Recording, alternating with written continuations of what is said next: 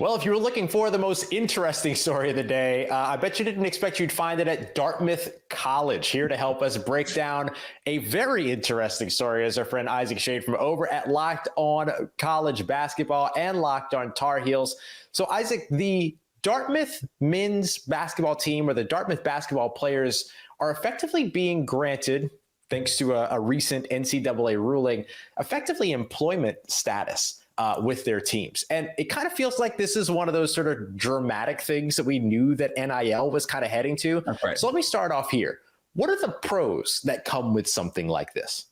Well, the pro of this whole journey that we've been on the last couple of years, Ross, is really agency for the players, right? Like being able to, as any other college student would, like if I am a computer programmer who's awesome at computer programming, then I can get paid, my dude.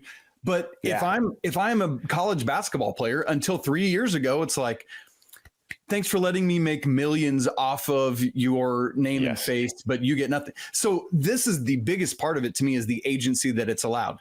We've been nipping and tucking at that a little bit with NIL, which is supposed to be, not a pay for play thing, but it's kind of becoming that. And so this is the end that I've always assumed it would be. And we can talk more about that, obviously. So I think that's the biggest pro is the agency for the players.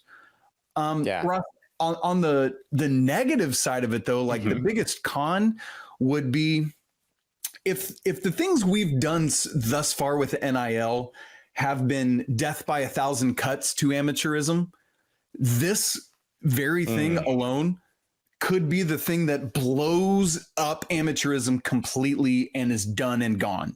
So I think it's like, if you hold on to that long-held NCAA amateurism model dearly, this might be sayonara.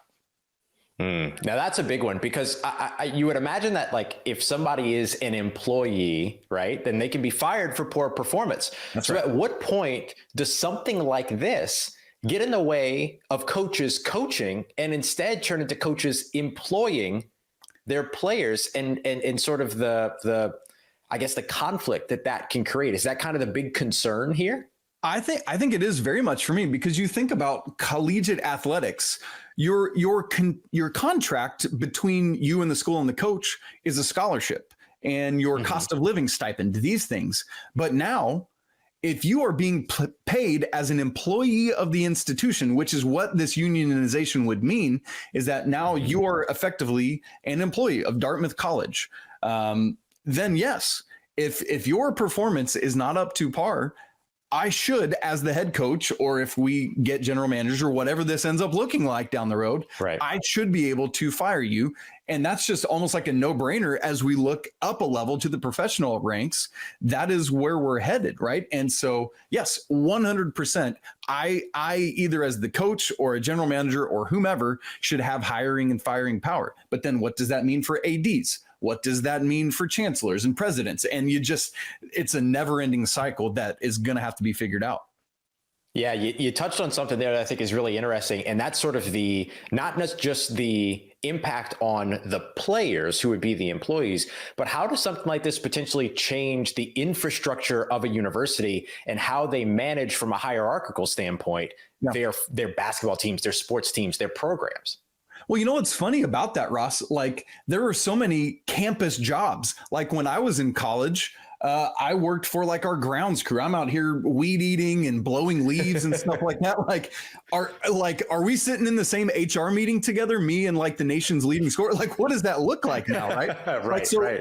All of that is a factor in this. What's wild about it is all the literature that I've read on the Dartmouth situation is that basically, if these players do, because they're going to have to vote to unionize, that's still yet to happen. They would just be brought into Dartmouth's longstanding union, the president or the head of whom is one of their master painters on campus. And so it's wild how you would bring all these random people together. And so the ramifications of this thing are bonkers to me, Ross. It's always been the end game. And the questions have always been, how long would it take us to get to this point? And who would be the first school or state to do so? And now we know, it turns out the answers are sooner than we thought it would be. And it's the really smart kids in the Ivy League that got us there. Stay up to date all year on the state of college basketball by subscribing to Locked On Sports Today and Locked On College Basketball on your favorite podcast app and on YouTube.